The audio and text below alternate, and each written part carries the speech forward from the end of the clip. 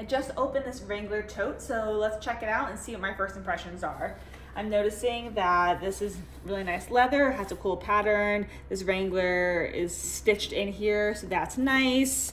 It does have a box frame, so it won't collapse on you. It's a little bit smaller than I thought, but still a nice like everyday size.